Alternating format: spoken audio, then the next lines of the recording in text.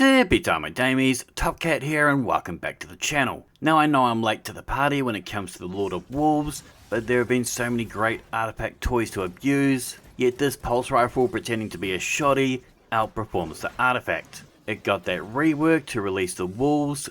Big props to Bungie here, as they removed that pesky alt reload. It's now a lot simpler to chew up some bad dudes' faces with. When firing from the hip, this weapon shoots full auto, and the damage rate and rate of fire are increased, however the accuracy and range are decreased, to the point that actually you're going to hit immune if something is out of your range. But if we get close enough to smell their bad breath, you're going to take their face off. We do 5k per hit to the body and 9.6 for a crit, but then when shooting from the hip, our bodies jump to 10k and our crits do 13.6 thousand. Now when I'm mainlining a shotgun, particularly one that we can treat both as a primary and a special and a heavy, no doubt we're going to rock that no backup plans exotic gauntlets. Now I would hardly consider myself a fashionista, but these do have a cool piezoelectric stratagem ornament, and it actually shaders quite well with that new stasis ornament set at Eververse if you're looking for something different. Its perk is false multiplier, so whilst we have a void super equipped,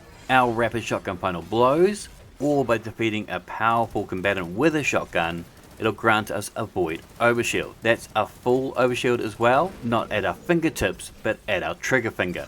And every time we get that shield, it'll also start our health regeneration. And as our overshields get eaten up first, it's kinda like having a makeshift devour. Whilst we have those void overshields, our shotgun deals additional damage to the value of 35%. And any additional shotgun final blows are going to refresh that overshield, on top of giving us better airborne effectiveness and importantly reload speed. So with this shield, it's going to push our damage out to 16.7 per body and 22.6 per crit. It's pretty nutty, allowing us to out DPS heavy weapons in dungeons and raids. It can't stack with things like WoW though, but you don't need it when you got it at your fingertips already. It's also equally good with that catalyst when it comes to ag clear, as whilst Release the Wolves is active, when we damage targets with this weapon, it also applies scorch stacks, and when aiming down sights, defeating a target is going to spread scorch to nearby targets.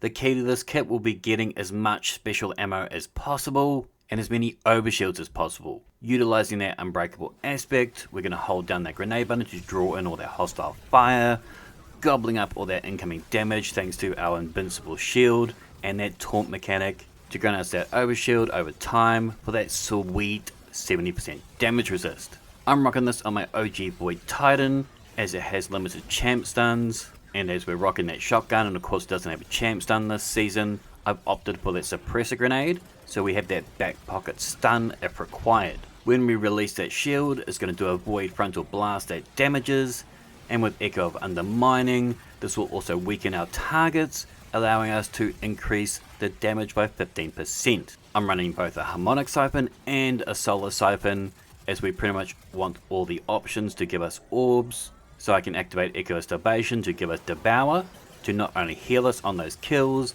but additionally feed us more grenade charge energy whenever we kill targets.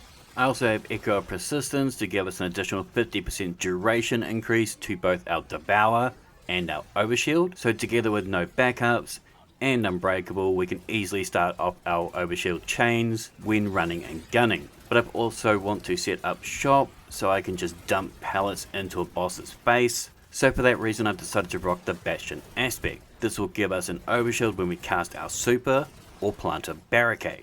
One thing here though is in order to get the optimal damage we want that hipfire shot, so you want to tend to stand in front or to the side of it to top back up your overshield rather than stand behind it, because if you're in hipfire mode it's going to make you crouch. We just want that overshield and we're not really worried about that reload buff, particularly as with the catalyst the Lord of Wolves has 100 reload. My last fragment is Echo of Provision, so when we damage targets with our grenade, it's going to grant us melee energy. We want this so we've always got that overshield at our disposal. I do think the shield bash is the superior melee, but the shield throw works better during a DPS phase, as we just want to top up that overshield that gives it to you for every target we hit. This also helps with Focusing Strike to grant us class ability energy whenever we cause damage with our melee attack, and with that impact induction to give us grenade energy when we cause damage with our melee, for that 12% boost for 7 seconds. Now I've been using it with that Twilight Arsenal triple yeet axe, as between my barricade and my shoddy, they'll be delivering most of my DPS. With this we can just bang them out and start that damage phase, as well as weakening any god, chopping them down to size. Thanks to that Bastion aspect that gives us that overshield when we yeet out those axes. This pairs perfectly with that limit break perk in the artifact, whereas casting our super, whilst we have an elemental buff matching our super, it'll grant us a 30% super damage bonus.